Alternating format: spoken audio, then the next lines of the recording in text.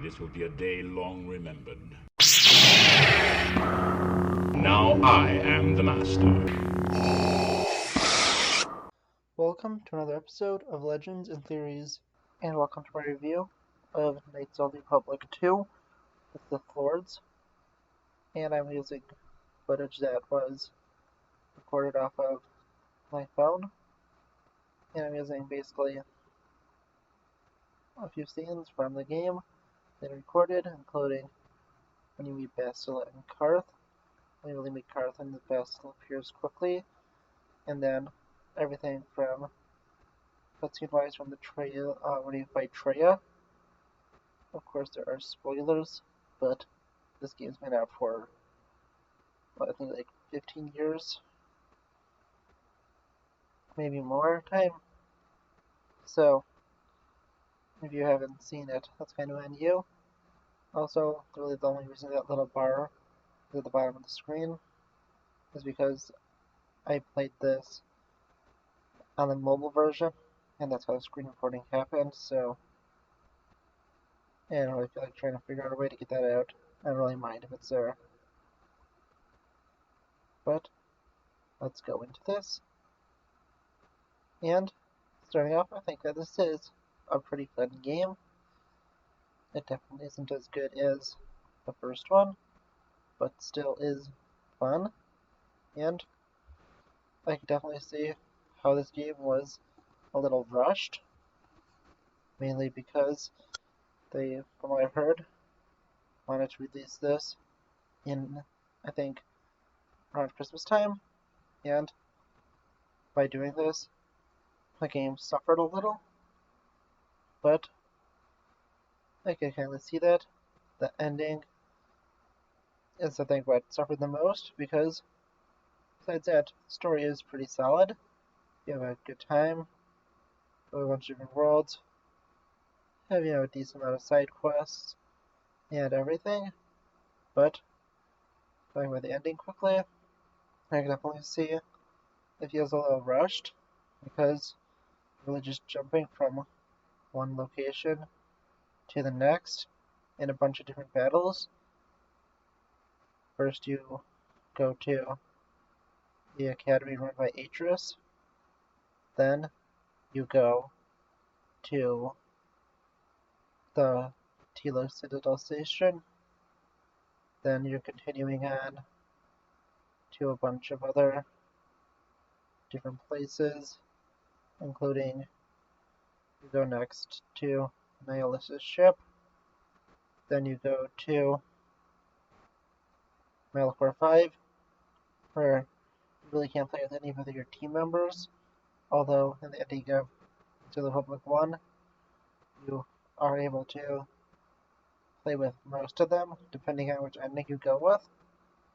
And this now I've only played the light side version of this, and my most recent playthrough, which was only my second, I decided to play as, how everyone was canonly.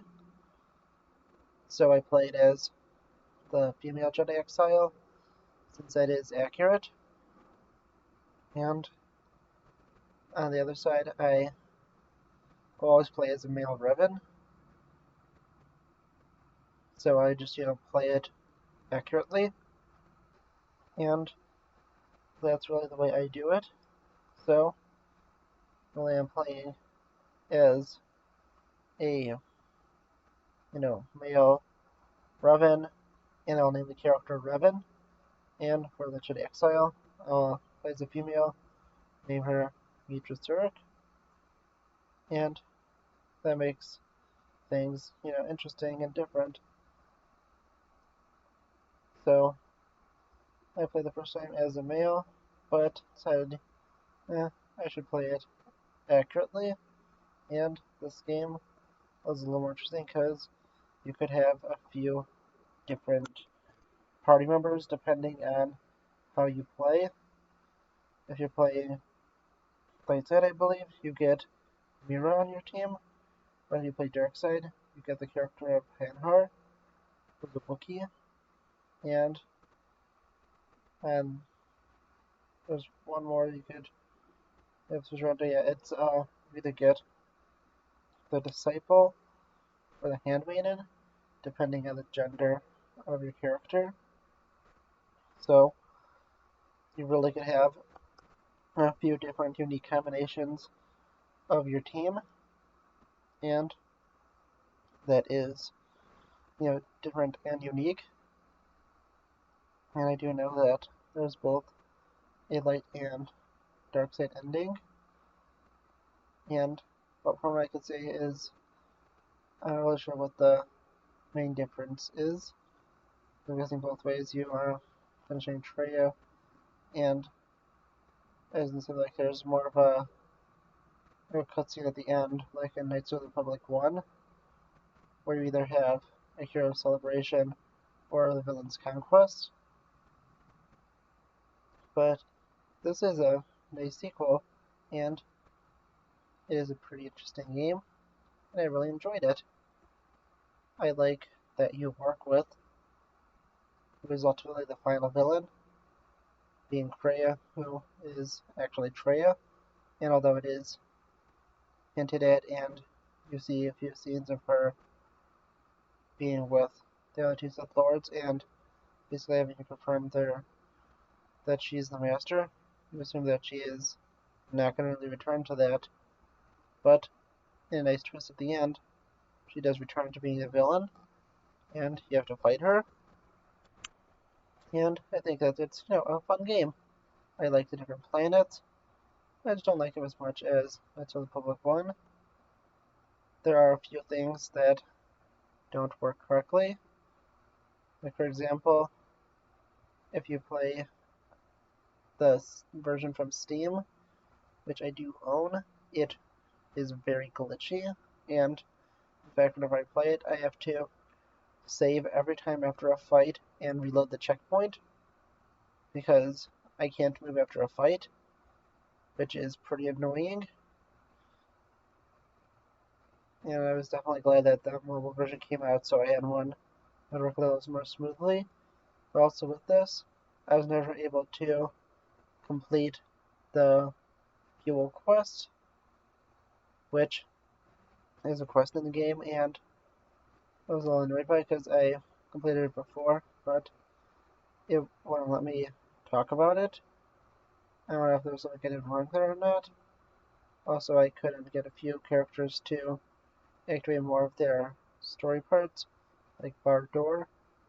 He is supposed to be able to become force sensitive, but I couldn't get him to activate that conversation during my playthrough. But I was able to get everyone else upgraded to force sensitive that could, be upgraded force sensitive. And there's a lot of them. I also like returning characters in this of Mandalore, who was Candaris in the previous game, T3 and 4, who is a nice early version, basically the R2D2 of this. Then we have everyone's favorite, HK-47, who is always the best in this, and is definitely, someone I always want to get. But also I like there's like a few unique things in this, especially having to build a lightsaber and find the parts, and not just being given it immediately when you get your force sensitive abilities, which you start off this game with. Even though in Knights of the Republic 1 you have to wait a little bit, but that was part of that story and not part of this one.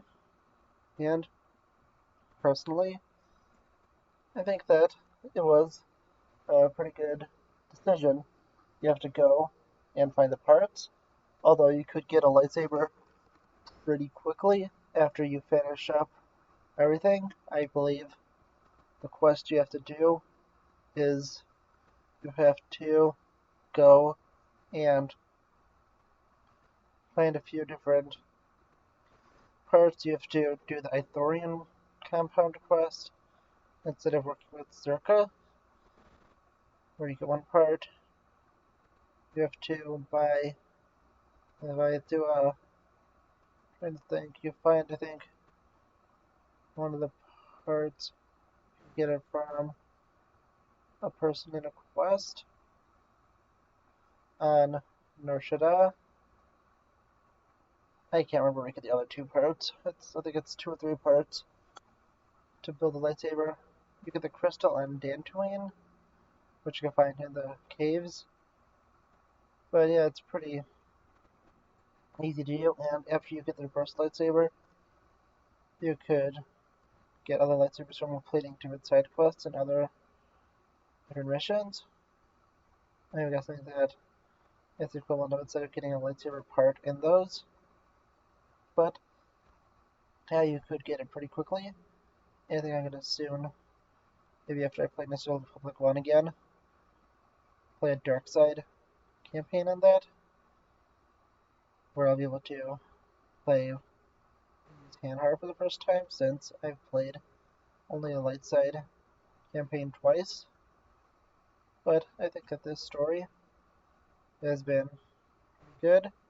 It's fun and enjoyable. I think a lot of people would enjoy it.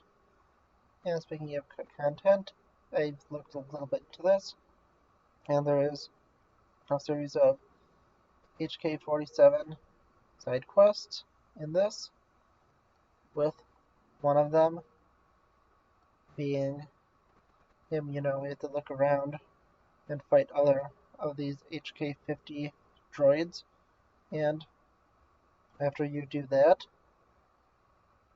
there'll be a moment where if you do all of these quests, at the end you'll be able to do the HK factory, which people who created mods have done and completed.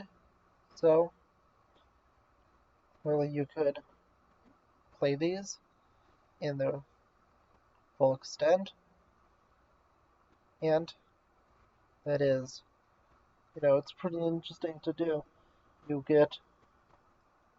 I haven't been able to do it since you can't really get, I think, mods on your phone, and like I said, the game barely works for me. If I play through Steam,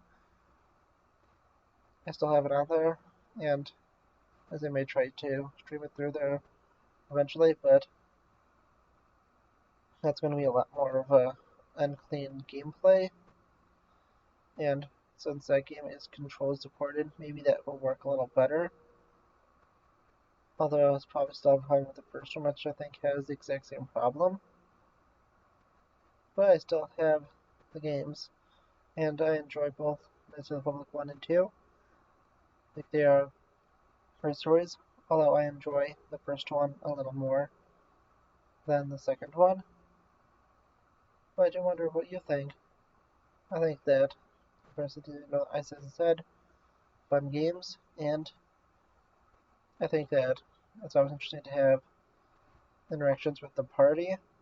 I usually play as the Exile, my team being Kreia, and I usually use either Bowdor, HK-47, or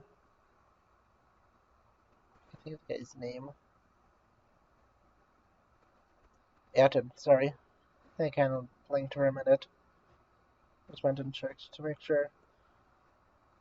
I usually use one of the 3, and there's a few planets where you can't use one of them.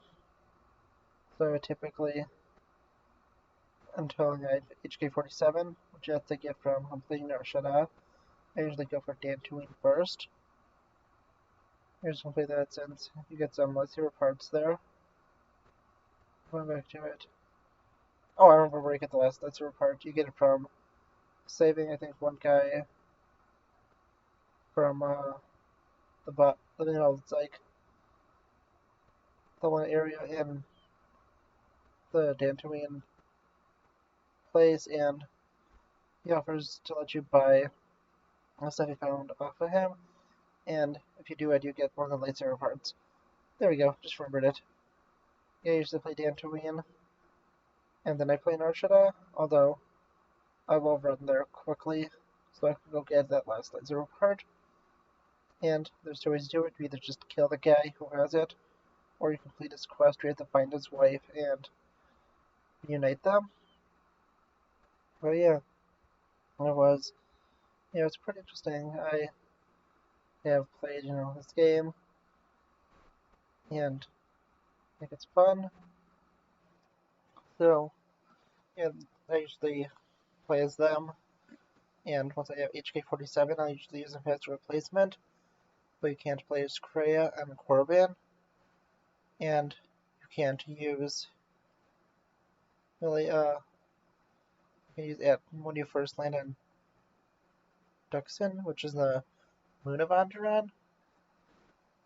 I think it's all, it's fun, but to really be warned, get all the Kreia quests done before you go and meet up with Kreia really before you go and go to the Onderon Civil War, because once you do that, she won't really talk to you, because that's where you meet the last council member in Zen 2 Dantooine.